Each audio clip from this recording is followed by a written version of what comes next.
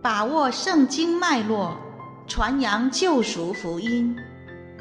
欢迎收听、收看地级福音 TV。 이 시간에 이제 오바댜서를 보겠습니다. 그죠? 이 발음하기도 쉽지 않죠? 근데 이제 오바다 하면 어디가 있는지 잘 몰라요. 동해바다인지 서해바다인지. 그죠? 그래서 우리가 오바다 하면요. 설교한 적도 없고, 그죠? 설교 들은 적도 없어. 그래서 성경이 있는지 없는지 헤매죠. 그래서 오바다 사람은요, 한참 앞뒤를 찾다가 이제 찾아요. 근데 오바다서도 성경입니다. 구약 성경 중에 가장 짧은 책입니다. 예, 그럼 오바다서를 통해서도 우리가 누구를 만나야 해요? 우리가 성경을 읽을 때 가장 중요한 전제가 성경이 내게 대해서 증거한 것이다. 그래서 오바다서서 성경이기 때문에 이 오바다서 속에서도 우리가 예수 그리스도를 만나야 합니다. 그래서 우리가 성경을 올바로 깨닫게 되죠. 그러면 오바다서는 언제 기록됐을까? 오바다 선지자가 누군가에 대해서는 아직도 정확히 알지 못해요. 그렇죠? 오바다서 선지서를 썼다 이렇게만 이제 이해하는데, 그러면 오바다 선지사가 활동한 시대는 유다가 멸망할 때쯤 활동한 선지자입니다. 유다가 멸망할 때쯤. 그러면 오바다를 통해서 하시고자 하는 말씀이 무엇인가? 그러니까, 그죠? 오바다에서가 이제 선포하는 것은 에돔에 대해서 선포했습니다. 에돔. 그러면 에돔은 어느 나라예요? 에돔.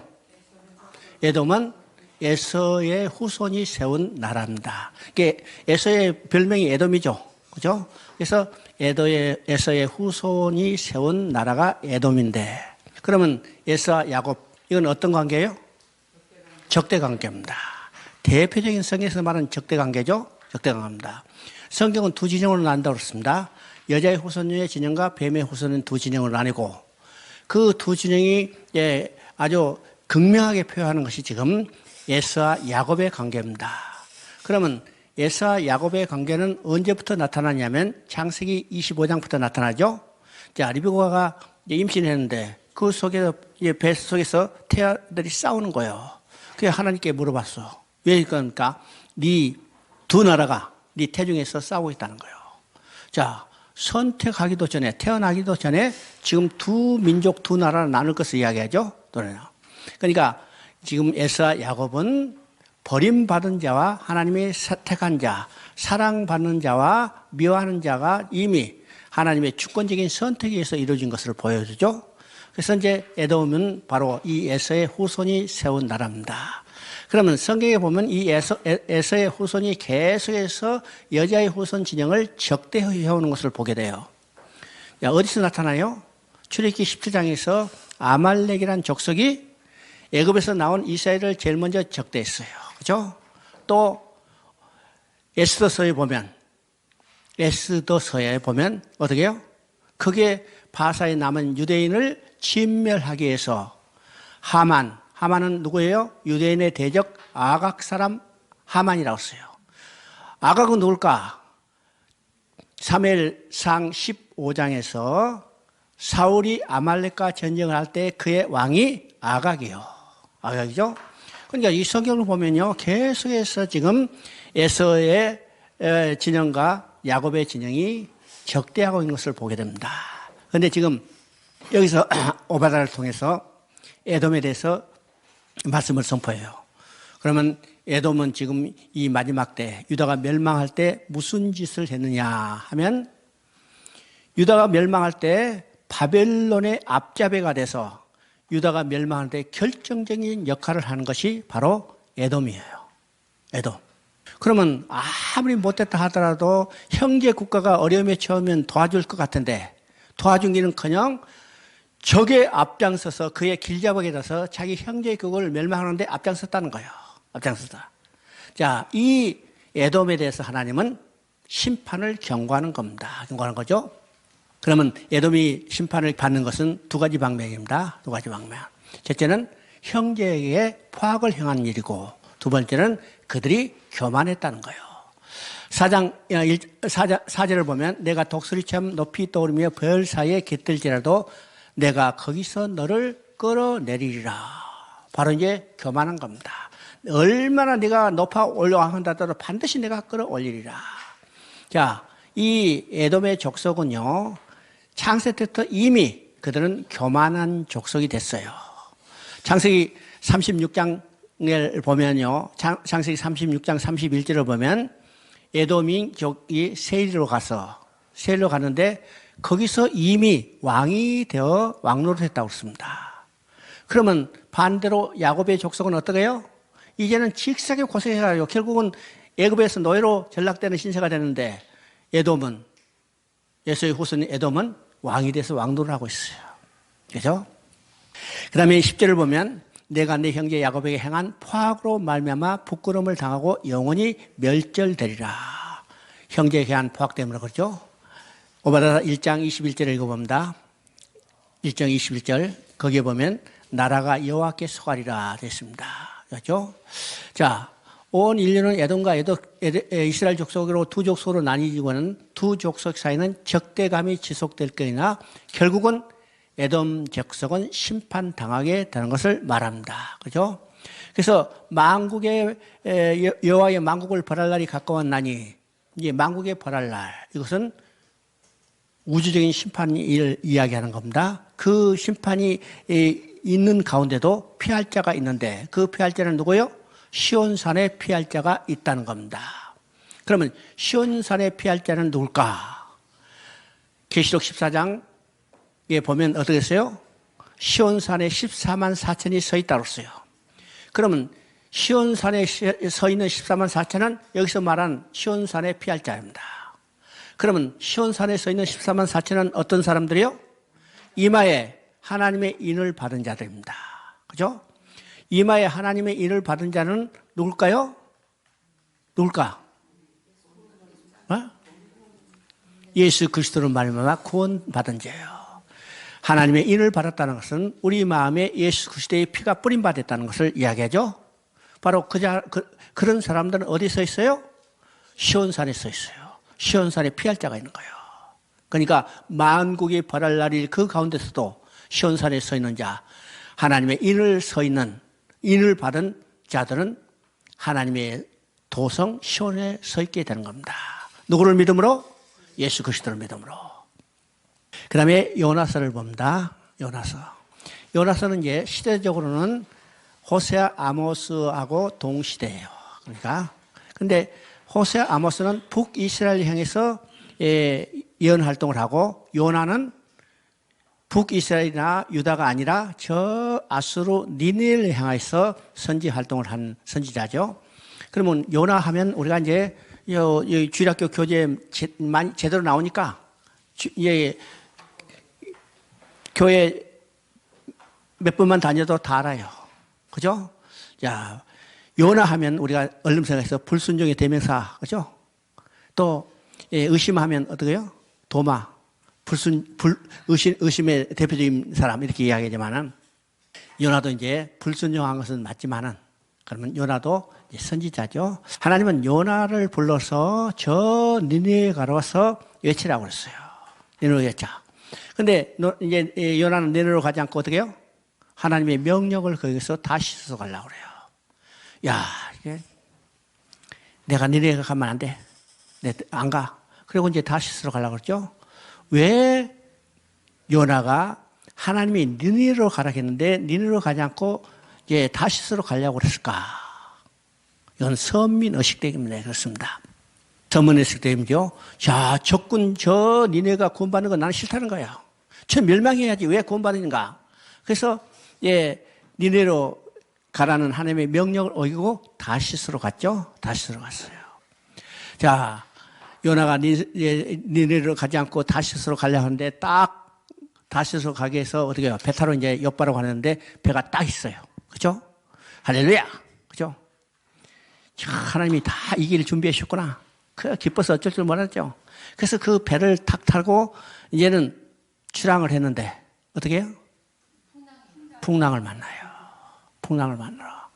자, 풍랑을 만난 가운데 그 선원들은 이것이 웬일인가? 무슨 풍랑이야? 그래서 그 풍랑에서 자기들이 구원받기 위해서 최선의 노력을 다하는 겁니다. 자기들이 귀하게 여기는 화물도 다 버려버리고 배를 가볍게 해서 어떻게든지 살려고 애를 쓰죠. 근데 하나님의 사람이었던 요나는 어떻게 했어요? 아무 일도 하지 않고 배 밑창에 들어가서 자고 있었는 거예요.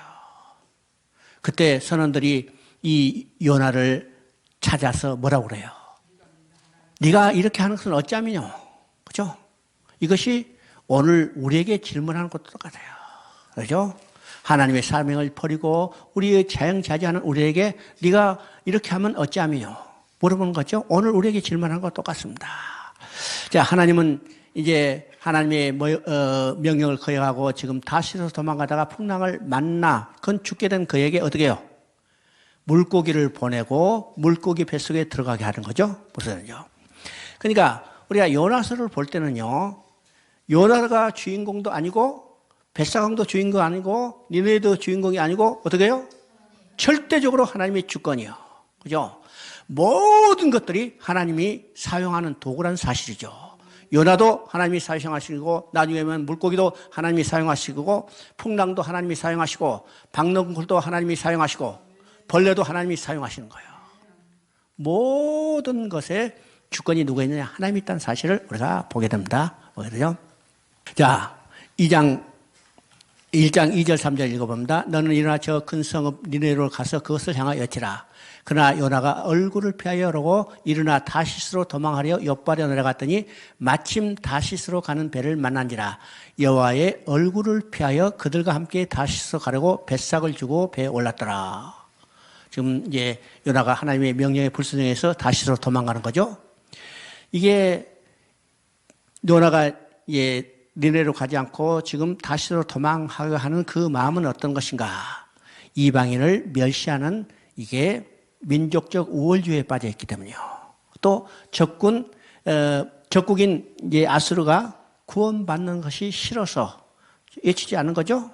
지금 유대인의 민족적 우월성은 얼마나 심한가. 오늘까지도 그렇죠. 오늘 유대인의 민족적 우월성.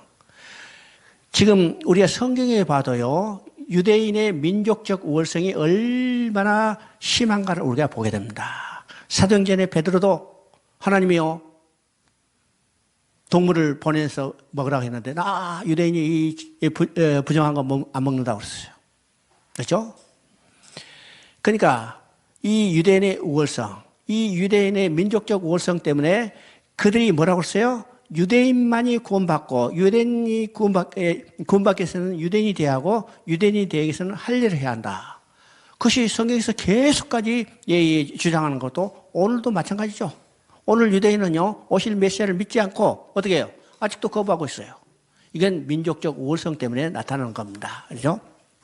자, 그래서 다시스로 도망가는 그들에게 풍랑을 보내서 하나님이 그들의 요나를 징계하는 거죠. 그래서 뱀이창이 가지고 있는 요나에게 사공들이 물어봅니다. 내가 어찌하여 이렇게 행하였느냐? 이건 오늘도 우리에게 똑같은 질문을 하고 있다는 사실을 우리가 알아야 합니다. 알죠? 자, 뱀이창에 들어가서 이제는 어떻게 됐어요? 그거 선원들에서 발각되고 나로 인한 연고다 해서 자기를 이제 물속에 집어 던지라고 그랬어요. 그래서 선원들이 이제 물속에 집어 던졌더니 하나님이 물고기를 준비했다가 요나를 삼키게 하죠. 요나가 이제 물고기 뱃속에 들어가서 기도하는 내용이 2장의 내용입니다. 2장의 내용이죠. 이 물고기 뱃속에서 기도하는 내용 중에 핵심은 뭘까? 이것이 9절입니다. 9절. 2장 9절 한번 읽어봅니다. 나는 감사하는 목소리로 주께 제사를 드리며 나의 손을 주께 갖겠나이다. 구원은 여호와께 속하였나니. 자, 구원은 여호와께 속하였단 말이에요. 이게 하나님의 절대적인 주권, 하나님의 주권을 인정하는 겁니다. 그죠?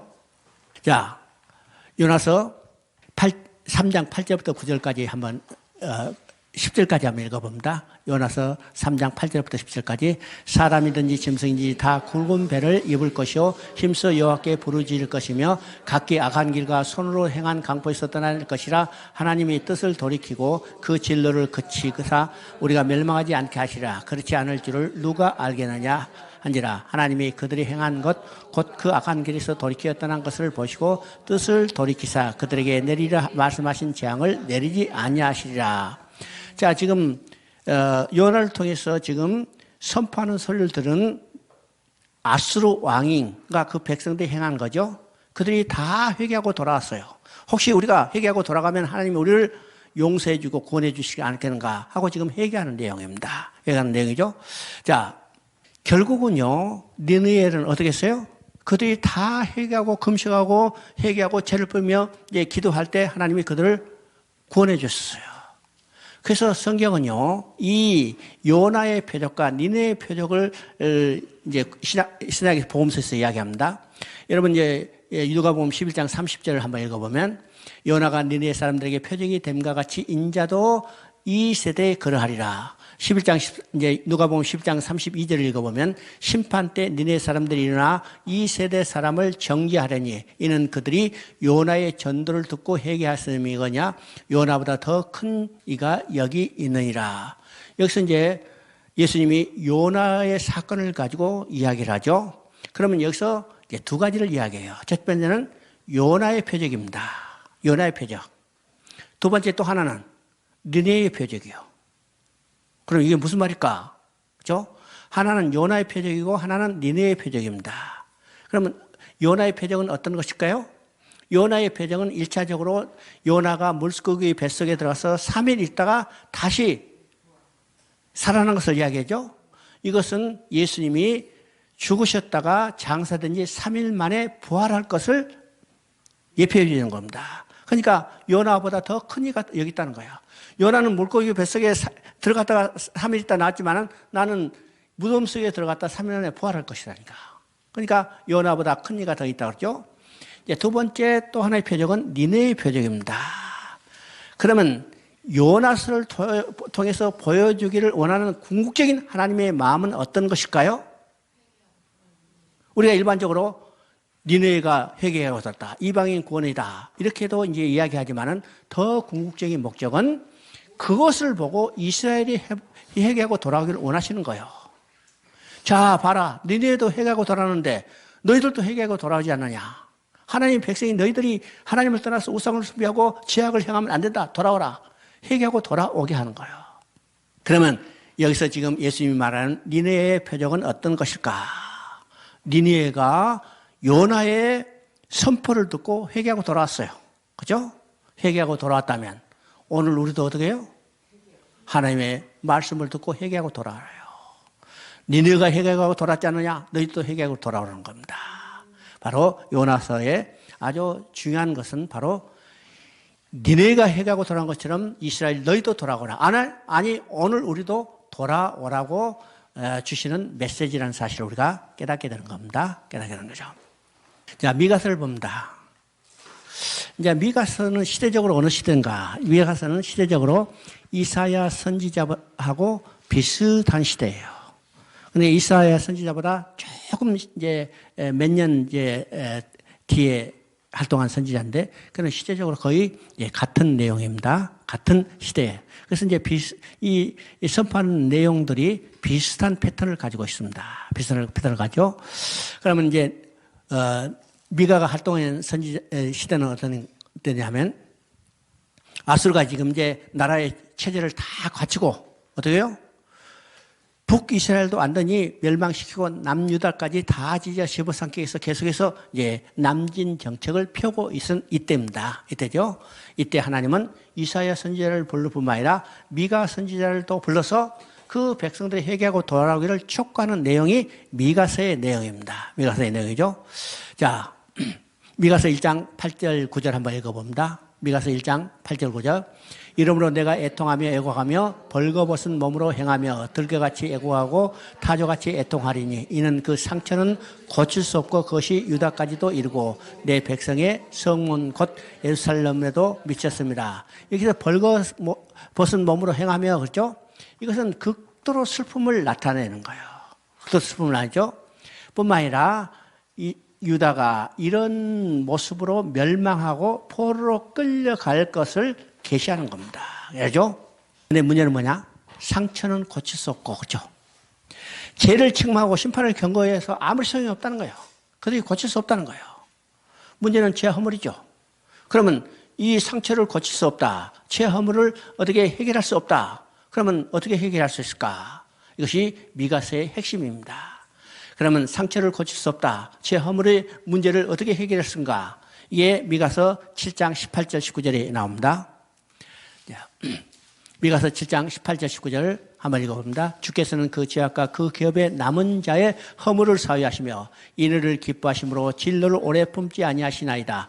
다시는 우리를 불쌍히 여기셔서 우리의 죄악을 발로 밟으시고 우리의 모든 죄를 깊은 바다에 던지시리라. 주께서 옛적에 우리 조상들에게 맹세하신 대로 야곱에게 성실을 베푸시며 아브라함에게 인애를 더하시리라. 자, 상처를 고칠 수 없어.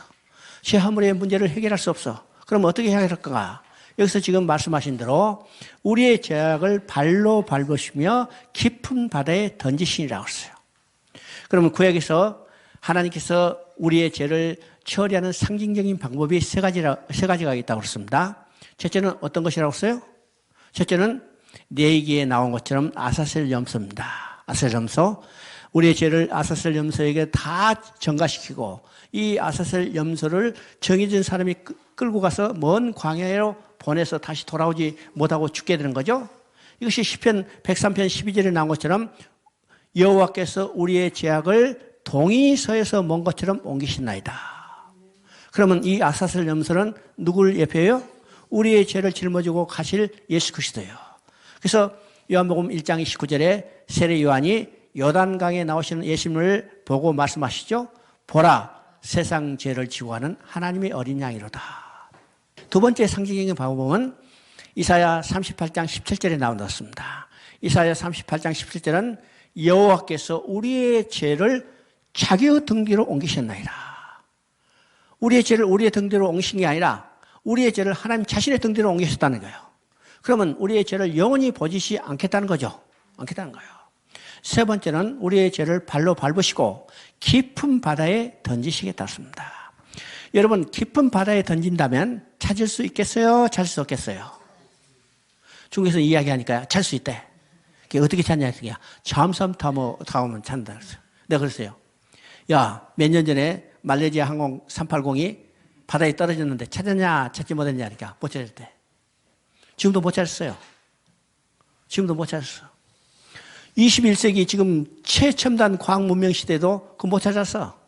그러면 이사야 선지자가 쓸 때는 잠수함이 있었어요? 없었어요? 없었잖아요. 이게 상징적인 방법입니다. 우리의 죄를 찾지 않겠다는 거예요. 찾아요. 무엇에 근거해서? 여기 나오죠? 우리 조상들에게 맹세하신 대로 야곱에게 성실을 베푸시며 아브라함에게 인애를 더하시리라. 우리의 죄를 찾는 게 아니라 하나님이 그 죄를 처리하시고 우리의 약속대로 우리 하나님이 영원한 하나님의 처소로 우리를 돌아오게 하시겠다는 거예요. 누구를 통해서? 예수 그리스도를 통해서요. 그죠? 여기에 소망이 있는 겁니다. 소망이 있는 거죠. 미가의 선지자는요, 당시에 이제 주로 지도 계급을 향해서 외쳤어요. 이게 내용을 보면요, 아모스 선지자하고 비슷한 모습이 있죠. 그러면요, 3장 11절 한번 읽어봅니다. 3장 11절. 그들의 울음머리는 뇌물을 인하여 재판하며 그들은 제사장들은 삭슬을 위하여 구현하며 그들의 선지자는 돈을 위하여 점을 치면서도 여호와의 의를 의뢰하기를 여호와께서 우리 중에 계시지 아니하냐 재앙이 우리에게 임하지 아니하려 하는도다. 자, 이건 이제 여기뿐만 아니라 여기 미가의 선지자는요 여러 군데서 지도자들을 책망하고 있는 겁니다. 책망하고 있죠. 그런데 이제 3장 1절에도 정치 지도자들이요. 방백들이라고 씁니다. 3장 5절에도 선지자들이라고 써요. 또 3장 11절에도 제사장들이라고 써요. 그런데 이제 11절에는 아주 종합적으로 이야기하죠. 자, 지도 계급들의 죄를 책망하고 있습니다. 또 백성들을 책망하는데 백성들은 뭐라고 하느냐. 그들은 가라앉은 찌꺼기 같다고 그랬어요. 백성들은 가라앉은 찌꺼기. 이 가라앉은 찌꺼기라는 것은 다른 말이면요. 아무리 흔들어도 요지부동하다는 거예요. 요지부동. 지금 하수구에 보세요. 하수구에 찌꺼기가 꽉 찼으면 막 흔들어도 움직이지도 않아요. 그냥 짝대기로 끄집어내야지. 그죠? 근데 여기서 가라앉은 찌꺼기라는 것은 쇠를이나 납을 녹일 때 그 찌꺼기입니다. 찌꺼기죠? 그러면 녹으면 이제 찌꺼기가 이제 올라가지고 엉거붙어요. 이것은요, 보통 불에, 쇠를 녹이는 일반적인 온도의 불에는 녹질 않아요. 이 찌꺼기를 녹이기 위해서는 이 쇠를 녹이는 불보다 더 센 불을 쬐야만 녹게 됩니다. 그러면 가라앉은 찌꺼기를 고치기 위해서는 어떻게 해요? 더 센 심판이 있어야 하는 거예요. 심판이 있는 겁니다. 그러니까 미가의 선지는 바로 이런 지도자들과 백성들 모두에게 심판을 경고하는 겁니다. 경고하는 것뿐만 아니라 선지서는 반드시 회복을 약속하고 있다고 그랬죠. 그래서 미가에서 핵심적인 글은 5장 2절에 나와 있습니다. 5장 2절 한번 봅니다. 베들레헴 유다 족속의 작은 자도 이스라엘은 다스릴 자가 내게 나올 것이다. 그는 근본 상고에 영원히 있느니라. 지금 메시아가 오시겠다는 것을 예언하고 있습니다. 그러면 베들레헴 유다 족속의 작을지라도 이스라엘을 다스릴 자가 내게로 나올 것이다. 그죠? 자, 왕과 제사장 선지자의 사명을 한 몸에 지닌 통치자가 나올 것이라는 겁니다. 지금 앞서서 제사장과 방백들과 선지자들을 책망했죠? 그러면 여기서 지금 베들레헴 에블라에서 메시아가 나오는 겁니다. 메시아는 곧 누구예요? 기름 부음 받은 자인데 그 기름 부음 받은 자는 누구입니까? 첫째는 왕이요. 두 번째는 선지자요. 세 번째는 제사장이요. 그러면 구약 시대는요, 이 메시아가 세 종류의 메시아가 있었고 또 여러 사람이 메시아 사명을 감당했어요. 그죠? 제사장도 여럿이 있었어. 아론이 첫 번째 제사장으로 기름 부음 받았는데 아론이 죽으면 그 아들들이 기름 부음 받아서 제사장 노릇 했죠? 또 왕들도 기름을 받았어요. 우리가 사울도 기름 받았고, 그 다음에 다윗도 기름 받았고, 그 다음에 이제 기름 부음은 기록은 없지만은 그 다음에 왕들도 다 기름 부음 받았어요. 그 다음에 선지자도 기름 부음 받았죠? 자, 우리 공식적인 선지자를 사무엘이라 한다면 사무엘도 기름 부음 받았고, 그 후에 엘리야도 기름 부음 받고, 엘리사도 기름 부음 받았고, 자, 바로 이 세 종류의 기름 부음 받은 자가 있었고 또 많은 사람이 있었는데 이 세 종류의 메시아 또 많은 사람이 있었지만 이 사명을 감당한 사람은 아무도 없어요. 아무도 없죠? 자, 그러면 선지자가 무슨 일을 해요? 백성의 죄를 책망하고 회개를 촉구하는 거예요. 돌아오게 하죠? 아무리 많은 선지자를 보냈지만 그들이 회개하고 돌아왔어요? 돌아오지 않고 멸망받았어요. 그러니까 선지자 사명을 감당한 사람이 없죠. 어떤 사람은 이제 우스갯소리를 이야기해요. 많은 선지자 중에서 오직 요나만 그 사명 감당했다 이렇게 이야기해요. 왜요? 왜? 요나는 니네가 선포했더니 니네가 해가고 돌아왔잖아요. 근데 니네도 결국 멸망하고 말았죠. 또 제사장은 어떤 사명이에요? 제사장은 백성들을 하나님 앞으로 나아가게 해요. 이게 제사장의 사명입니다. 그래서 구약의 제사장은 짐승의 피를 가지고 속죄소에서 뿌리고 백성의 죄를 사함받게 하고 하나님을 만나러 가는 길을 열어줬어요. 그런데 구약에 많은 제사장이 있었지만은 그 사명을 온전히 감당했던 제사장이 있어요? 없어요. 왜일까? 아무리 많은 제사를 드렸지만은 지성소에 들어간 휘장은 열리지 않았잖아요. 휘장이 열리지 않았던 것은 제사장이 그 사명을 감당하지 못했다는 거예요. 세 번째, 왕이에요. 왕의 사명은 뭘까? 우리가 왕 하면요, 멋있는 옷 입고, 근사한 의복 입고, 그냥 권세나 부리는 것처럼 생각하지만은 왕의 사명은 두 가지입니다. 첫째는 백성을 안전하게 살도록 해요. 그럼 안전하게 사는 것은 두 종류입니다. 첫째는 외부의 침략으로부터 막아줘야 해요. 이게 국방이죠. 또 내부의 질서를 확립해야 안전하게 살 수 있죠. 이게 치안이요. 그래서 군사와 치안, 이게 이 왕이 감당해야 할 중요한 사명입니다. 두 번째는 백성이 잘 먹고 살 살아야 해요. 그죠? 이게 경제력이에요. 그래서 어떤 나라의 지도자들이 두 가지죠. 정치적으로, 군사적으로 이게 안정되게 살게 하는 거. 두 번째는 경제적으로 풍요롭게 하는 게 살게 하는 거. 이것이 왕의 사명입니다. 왕의 사명. 근데 이스라엘 백성에 많은 왕이들이 있었지만 이 사명을 다 완성했어요? 완성 못했잖아요. 왜요? 이스라엘은 로마에 멸망받았고 그 백성은 헐벗고 굶주렸어요. 그러면 구약에 세 종류의 메시아가 있었고 많은 사람들이 있었지만 이것을 완성한 사람은 아무도 없어요. 그런데 베들레헴의 에브라에 태어난 한 사람, 이분은 누구요? 이 세 직책을 동시에 가지고 있고 이 사명을 완전히 감당했어요. 예수님은 메시아로 오셨어요. 선지자였죠? 선지자로서 백성의 회개를 촉구하는 겁니다. 제사장이었죠? 자기 자신을 제물로 드려서 백성들을 하나님 앞에 나아가게 하는 일이었어요. 그래서 예수님이 십자가에서 다 이뤘다고 선언하는 순간에 어떻게 했어요? 지성소에 들어가는 휘장은 찢어졌어요.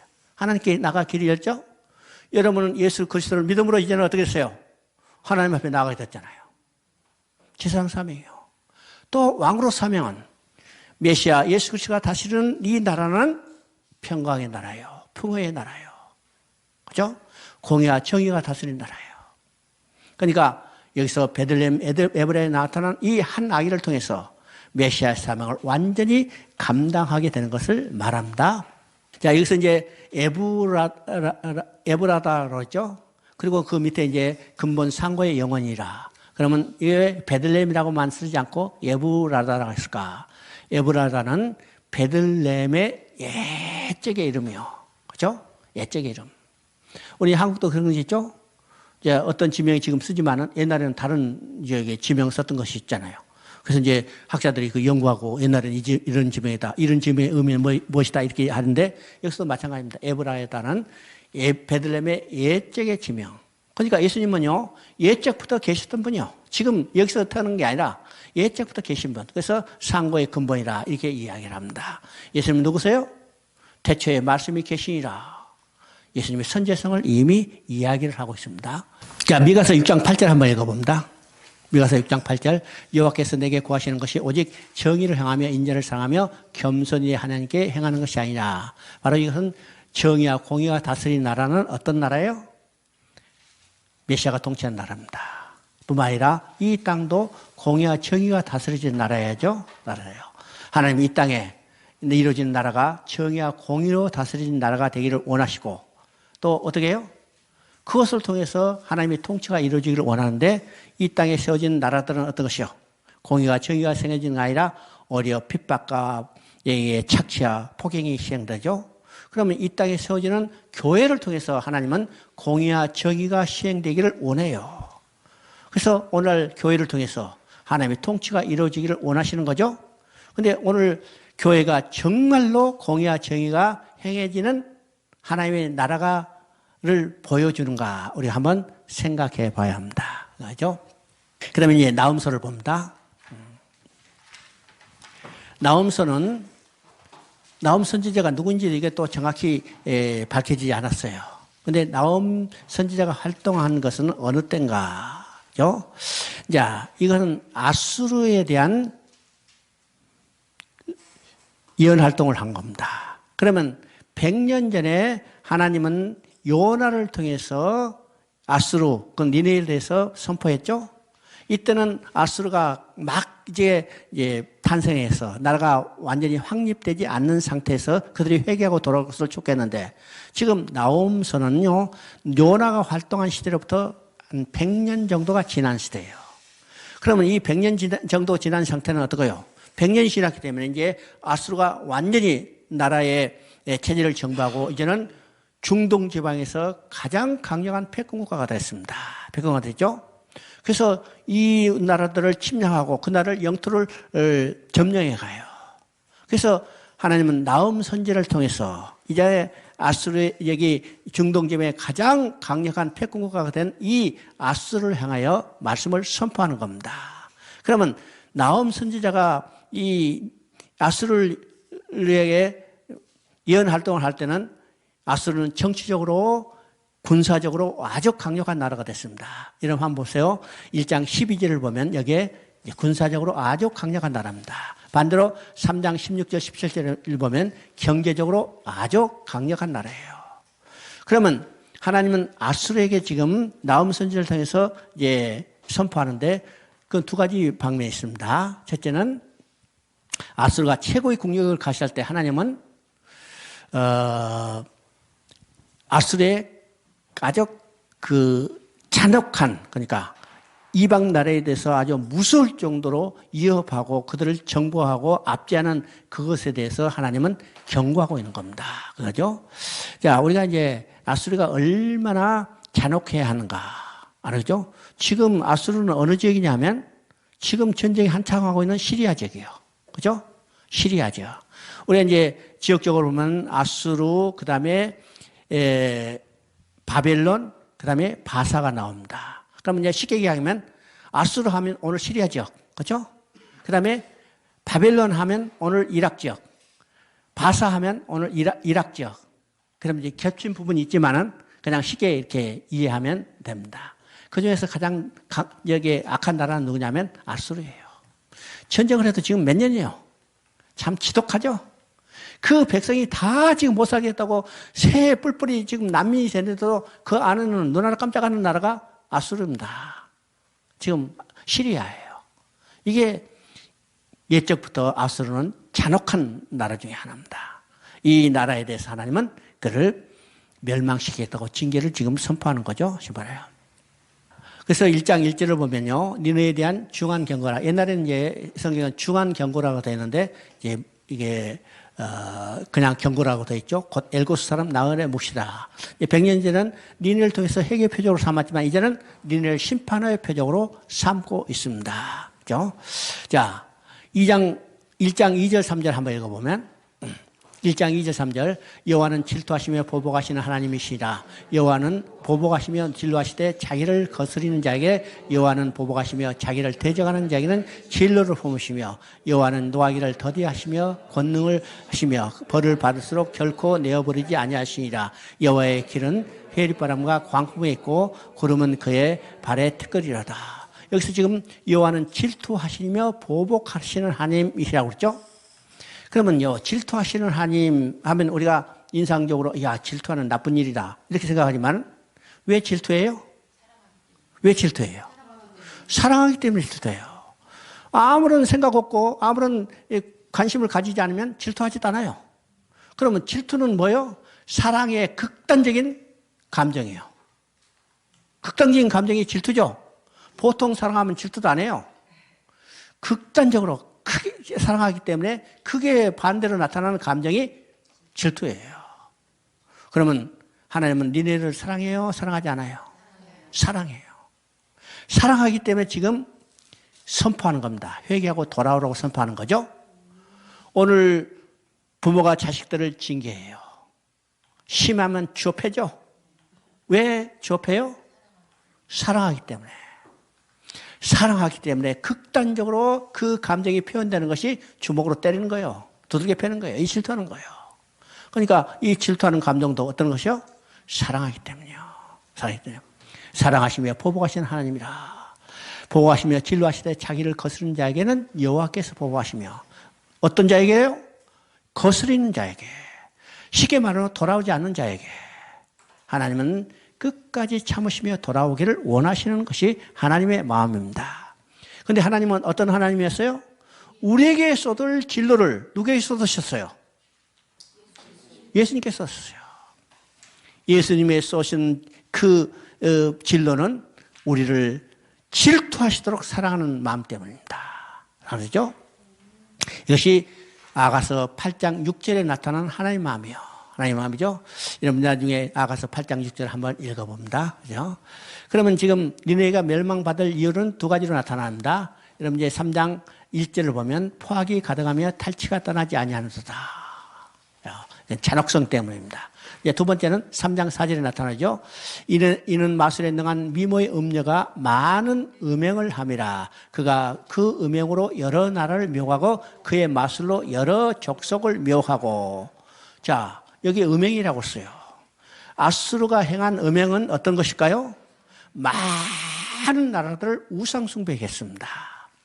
여러분, 아합이 이스라엘 왕 중에 가장 악한 왕이라고 그래요. 왜 아합이 이스라엘 왕 중에 가장 악왕이라고 여기 평가를 받을까요? 그 부인 이세벨 땡이에요. 이세벨은 어느 지역의 사람이에요? 바로 이 시리아, 아수르 지역입니다. 시돈 지역이죠. 시돈 여자가 지금 아합에게 시집 와가지고 이 자기 남편을 충동질해서 온 이스라엘에게 우상을 숭배해요. 그렇죠? 뿐만 아니라 지금 아수르는 나중에 지금 이스라엘을 멸망시키고 어떤 정책을 펴니까? 어떤 정책을 펴요? 지금 바벨론이 유다를 멸망시키고 펴는 정책과 아수르가 이스라엘을 멸망시키고 쳤던 정책은 완전히 달라요. 아수르가 이스라엘을 멸망시키고 폈던 정책은 이스라엘을 흔적도 없이 없애버리는 겁니다. 그죠? 이스라엘에 살고 있는 사람들을 끌고 가서 아수르 지역에 살고 하고 아수르에 살고 있는 사람들을 이스라엘 지역에 옮겨와서 혼합 민족을 만들어요. 이게 태어난 것이 사마리아 족속이죠. 뿐만 아니라 아수르 지역에 있는 신들을 가지고 와서 사마리아 지역, 이스라엘 지역에서 우상을 숭배하게 합니다. 그러니까 민족적으로 종교적으로 완전히 혼합 종교를 만들어 본 것이 아수르의 이주 정책입니다. 그게 나중이죠. 그런데 바벨론은 어떻게 했어요? 포로로 끌려왔지만 그들의 신앙을 그대로 지키도록 허락하는 거예요. 이것이 아수르와 바벨론의 정책이 다른 겁니다. 그래서 바벨론에 끌려왔던 유다 족속은 어떻게 했어요? 이 용광로에서 정금 같은 믿음으로 다시 재림돼서 나왔어요. 그런데 아수르의 멸망받은 이스라엘은 흔적도 없이 없어졌죠. 그러니까 아수르의 행한 정책은 그들의 탈취가 가득하며 아주 포악한 거고, 두 번째는 그들의 음행이에요. 그래서 아수르는 멸망받을 수밖에 없다는 거죠. 그런데 이 나홈에게도 복된 소식이 있어요. 그 복된 소식은 어떠신가? 1장 15절을 봅니다. 1장 15절 볼지어다 아름다운 소식을 알리고 화평을 전한 자는 발이 산에 있도다. 이건 1차적으로 유대에 대한 위로의 말이지만 궁극적으로 그리스도로 말미암은 복음 시대가 열릴 것을 계시한 것입니다. 그래서 나홈서를 통해서 하나님은 심판이 주가 아니라 구원의 주가 되심을 우리가 더 생각해 봐야 합니다. 자, 그 다음에 하박국서를 한번 봅니다. 하박국서. 하박국 선지자가 활동한 시대는 이게 복잡한 시대예요. 어느 시대일까? 이건 마지막에 종교 개혁을 일으켰던 요시야 왕이 죽던 때로부터 이제 부름받아서 활동한 시대입니다. 알죠? 선지자죠? 그러면 요시야 왕은 어떤 왕이었어요?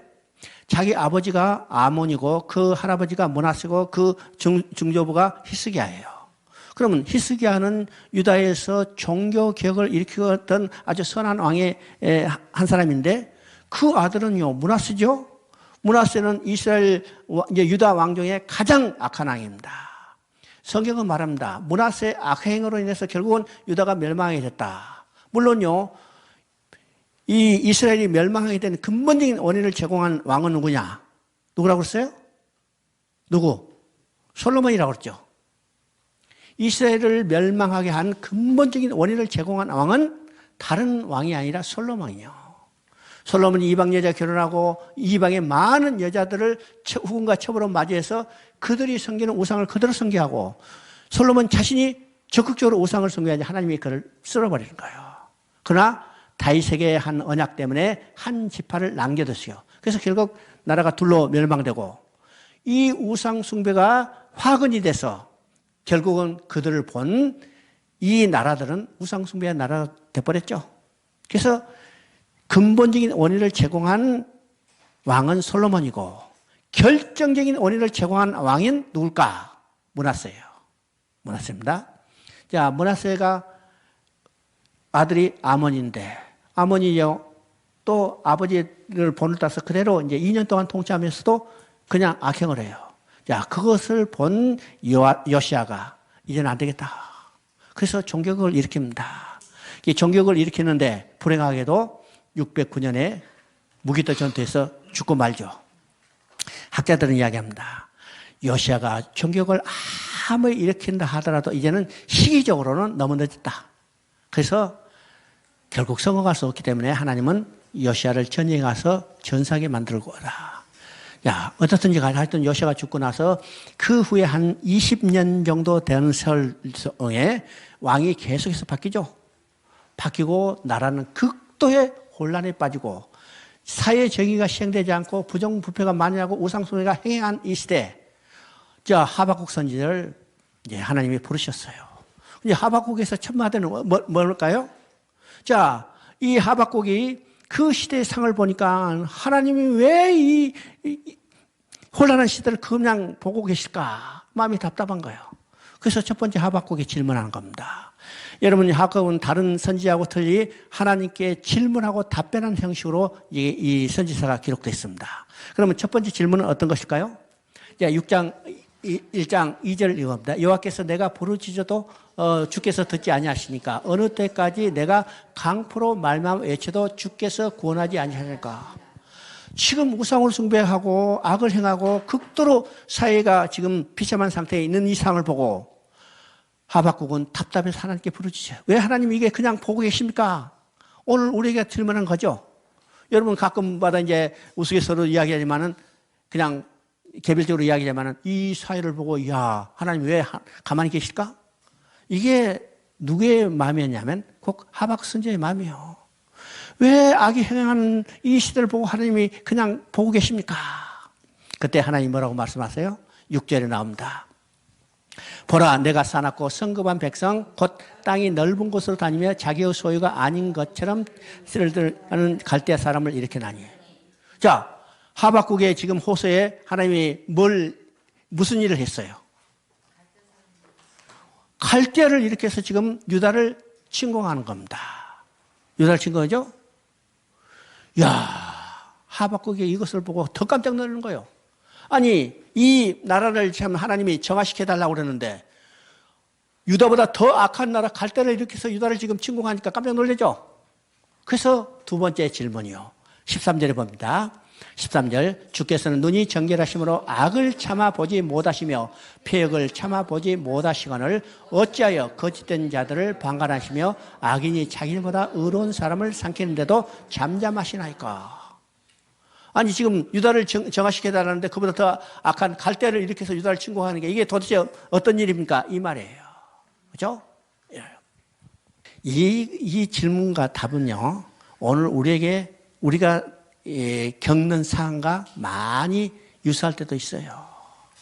우리가 어떤 기도할 때요, 그죠? 이 안 풀리고 참 답답해서 하나님께 기도해서 하나님 그 문제를 해결하려고 해야 되는데 어떻게 해요? 더 힘든 일에 빠져가는 경우도 있어요. 있어요, 없어요? 있어요. 내가 사업할 때 자금이 어려서 이 자금요 머릿속에 펑 터지게 해서 해결해 주셔야 했더니 어떻게 하나님이 알았다. 돈 걱정하지 마라. 그래가지고 완전히 부도나게 해서 싹 쳐버리잖아요. 그죠? 그거 되게 답답하잖아요. 답답해. 오늘 우리가 당하는 상황과 유사할 때가 많이 있습니다. 이해가 맞죠? 자, 이 하박국은 이 답답한 심정을 가지고 하나님께 호소해요. 어찌하여 더 악한 자를 일으켜서 이 선한 자를 심판하십니까? 징계하십니까? 그때 하나님 뭐라고 말씀하십니까? 2장 2절부터 4절까지 나옵니다. 자, 거기 보니까 묵시는 정한 때가 있나니 그 종말이 속히 오겠고 결코 거짓되지 아니하리니 비록 더딜지라도 기다리라. 지체되지 않고 반드시 응하리라. 보라 그 마음은 교만하며 그의 속에 정직하지 못하리라. 그러나 의인은 믿음으로 말미암아 살 그의 믿음으로 삽니다. 이게 중요한 의미 있습니다. 묵시는 정한 때가 있나니 그 종말이 속히 오겠고 이 묵시를 다른 말로 말하면 하나님의 예언의 말씀이에요. 그렇죠? 약속의 말씀이요. 이 약속의 말씀, 예언의 말씀은 정한 때가 있나니 우리는요, 우리가 원하는 때 우리가 원하는 때 우리 원하는 것이 이루어지기를 원하죠. 대부분이 우리 기도예요. 우리가 원하는 때 우리가 원하는 것이 이루어지도록 기도하지만은 하나님의 약속은 하나님의 정한 때가 있다는 거예요. 이게 약속이라는 말 속에 근본적으로 들어있는 개념입니다. 우리는 약속을 믿는 믿음이죠. 그러니까 하나님의 약속이라는 것은 정한 때가 있다는 거예요. 하나님이 내게 주셨죠. 내가 하나님께 약속한 게 아니라 하나님이 내게 약속했기 때문에 그 약속이 이루어지기 위해서는 하나님이 정한 때가 있다는 거예요. 정한 때가 있나니 그 종말이 속히 오겠고 이 종말이 속히 오고 나서는 반드시 그것은 하나님이 정한 때 하나님이 이루시겠다는 거예요. 반드시 여기 속히 이게 이루겠다는 것은 다른 말로 말하면 빨리 이루어진다는 의미보다도 반드시 이루어진다는 이 의미가 더 강합니다. 반드시 이루어져요. 반드시 이루어져? 그래서 거짓되고 아니라 비록 더딜지라도 기다리라. 우리 생각에는 더딜죠.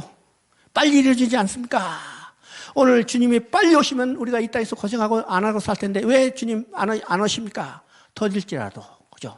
우리는 빨리 이루어지긴 원하지만은 하나님은 정한 때가 있어요. 정한 때 있죠? 그의 마음은 교만하며 그 속에서 정죄가 머리니 그러나 의인은 그의 믿음으로 살리라. 그러면 하나님이 묵시의 때가 있고 그것이 이루어질 때까지 우리가 이 땅에 사는 동안 우리는 뭘 살아요? 믿음으로 살아요. 어떤 믿음으로? 하나님의 약속은 반드시 성취된다는 믿음으로. 오늘 지금까지 우리가 성경을 통해서 하나님의 모든 약속이 다 이루어졌어요. 그 약속의 핵심은 뭐예요? 주님이 이 땅에 오시겠다는 거예요. 주님이 이 땅에 오셔서 우리의 죄를 사해 주셔서 십자가에 죽으시겠다는 거예요. 그건 다 이루어졌죠? 근데 우리는 또 하나의 약속이 있죠. 다시 오셔서 우리가 영원히 하나님과 함께 사는 나라를 이루시겠다는 거예요. 지금까지 모든 것이 이루어졌기 때문에 남은 하나의 약속, 다시 오신다는 이 약속도 반드시 이루어질 거예요. 종말은 속히 이루어지겠고 정한 때가 있어요. 우리가 원하는 때가 아닙니다. 하나님 정한 때가 있어요. 예수님도 때가 차면 이 땅에 육신을 입고 오셨듯이 예수님도 재림도 때가 차면 이 땅에 반드시 오시거든요. 그러면 그때까지 우리는 어떻게 살아요? 믿음으로. 하나님의 약속이 반드시 이루어진다는 믿음으로 살아요. 자, 우리는요, 이 의인이 믿음으로 산다는 이 말이 얼마나 중요한가. 성경에 3번 이것을 인용하고 있죠? 3번. 자, 첫 번째 인용은 로마서 2장 17절이에요. 그 다음에 두 번째 인용은 갈라디아서 3장 11절. 이건 바울이 인용한 겁니다. 근데 바울이 인용할 때는 우리가 구원은 믿음으로 받는다는 것을 강조할 때 의인은 그 믿음으로 살리라. 이것을 이해했어요. 근데 또 한 번의 인용이 있는데 이것은 히브리서 10장 38절입니다. 근데 히브리서 10장 38절에는 믿음으로 어렵게 된다. 그 믿음으로 산다는 개념은 가장 하박국서에 사용된 이 의미하고 비슷해요. 비슷하죠? 그러면 하박국서에 나온 것과 히브리서에 나오는 이 개념은 그야말로 하나님의 약속이 반드시 이루어질 것을 믿고 하나님의 때, 하나님의 정한 방법을 하나님이 이루신다는 이 사실을 믿고 지금 오늘 이 땅에 우리가 그 믿음으로 살아가는 거예요. 그렇죠? 오늘 우리는 어떤 삶이요? 하나님의 약속이 하나님 반드시 이룬다는 것을 믿음으로 사는 거예요. 믿음으로 말이죠? 하박국에도 소망의 말이 있어요. 물론 이제 하박국 우리가 잘 아는 바와 같이 3장 17절 18절 뿐만 아니라 그 안에도 소망의 말이 있습니다. 우리가 이제 2장에서 보면 소망의 말이 3번 반복되는데 여러분 한번 보십니다. 2장 4절 의인은 그의 믿음으로 말미암아 살리라. 이게 첫 번째 소망의 말이고 두 번째는 2장 14절 한번 봅니다. 여러분 찾아보세요 한번. 이는 물이 바다를 덮은 것 같이 여호와의 영광을 인정하는 것이 세상에 가득하니라. 우리가 이거 이제 복음성가에도 많이 나와요. 근데 물이 바다를 덮은 것 같이 여호와의 영광을 인정하는 세상에 가득하며 이 땅에 하나님 나라가 이루어질 것을 우리는 소망하고 사는 거죠. 이제 세 번째 소망은요. 2장 20절이요. 오직 여호와께서는 성전에 계시니 온 땅이 그 앞에 잠잠할지라. 여호와는 그 성전에 계시니 온 땅이 그 앞에서 잠잠할지라. 이것은 하나님의 주권을 인정하는 거예요. 하나님의 통치가 완전히 이루어지는 것을 소망하며 사는 것을 이야기합니다. 자, 그 다음에 우리가 이제 잘 아는 바와 같이 하박국서 3장 17절 18절입니다. 3장 17절 18절을 한번 읽어봅니다. 비록 무화과 나무가 무성하지 못하며 포도나무가 열매가 없으며 감람나무에 소출이 없으며 밭에 먹을 것이 없으며 우리의 양이 없으며 외양간에 소가 없을지라도 나는 여호와로 말미암아 즐거하며 나의 구원의 하나님으로 말미암아 기뻐하리라. 하박국서는요 부르짖음으로 시작했지만은 결국은 뭘로 끝나요? 찬양으로 끝나요. 무엇을 깨달았기 때문에? 하나님의 주권을 깨달았기 때문에요. 그죠? 주권을 깨달았기 때문에. 그리고 이 주권을 깨달은 사람은 그 사는 삶이 어떤 것인가? 오직 그의 믿음으로 살게 되는 거죠. 믿음으로 살게 해요. 그리고 결과적으로 이 마지막에 하박국의 찬양이 나오는 겁니다. 이 찬양은요, 없을지라도 5번 반복돼요. 이건 무조건적인 찬양이죠. 기쁨이죠. 우리는 어떤 조건적인 기쁨과 만족을 얻으려 하지만은 믿음으로 사는 자에게는 무조건적인 기쁨이에요. 왜요? 왜요? 하나님 지금 나 함께 계시기 때문에요. 하나님이 나 함께 계시기 때문에 나는 하나님만을 즐거워하며 기뻐하며 사는 거예요. 어떤 조건적인 기쁨이 아닙니다. 그죠? 자, 하박국은 마지막으로 역사의 주권자가 누구인가를 깨닫게 되는 겁니다. 깨닫겠죠? 그래서 하박국서의 핵심은 역사의 주권자가 누군가, 역사의 문제에 대한 해답을 얻었다는 것으로 결론을 맺고 있어요. 그렇죠? 그러면 하박국이 깨달은 역사의 문제는 어떤 것일까? 첫째는 역사는 하나님의 통치 아래 있다는 거예요. 우리가 성경을 볼 때 가장 중요한 것 중에 하나라고 했죠. 역사 인식 중에 가장 핵심은 역사의 주인은 하나님이시고 모든 역사는 하나님의 주권적인 통치 아래 있다는 거예요. 그렇죠? 이 세상의 역사도 아니 내 인생의 역사도 하나님 주권자예요. 그렇죠? 그래서 하박국도 마찬가지로 역사의 주권자가 누구인가를 깨닫게 되는 거고, 그 다음에 역사는 하나님의 계획과 시간표에 따른다는 거예요. 그래서 하나님의 계획과 목적을 믿는 믿음은 어떻게 해요? 오직 하나님의 계획과 목적이 성취될 때까지 그의 믿음으로 사는 거예요. 믿음을 하죠. 세 번째는 역사는 하나님의 시간표에 따른다. 시간표에 따른다. 이미 우리는요, 이것을 저 창세기에서 봤어요. 이삭이 태어난 것은 하나님 말씀한 시기가 되어 태어났다고 그랬죠? 그러니까 하나님 약속한 때 하나님의 약속한 방법으로 하나님의 약속을 이루신다는 거예요. 그러니까 역사는 철저히 하나님의 시간표에 따르는 거예요. 시간표에 따르는 거. 그 다음에 네 번째는 이 세상의 모든 역사는 무엇과 연결되어 있는가? 하나님 나라와 연결되어 있어요. 연결되어 있죠?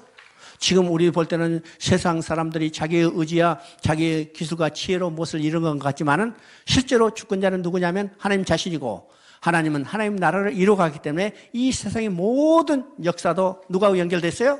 하나님 나라와 연결되어 있어요. 하나님 나라가 있죠.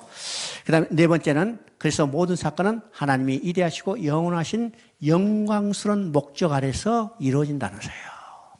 이것이 하박국서를 통해서 하박국이 역사의 문제를 깨달은 것입니다. 깨달은 거죠.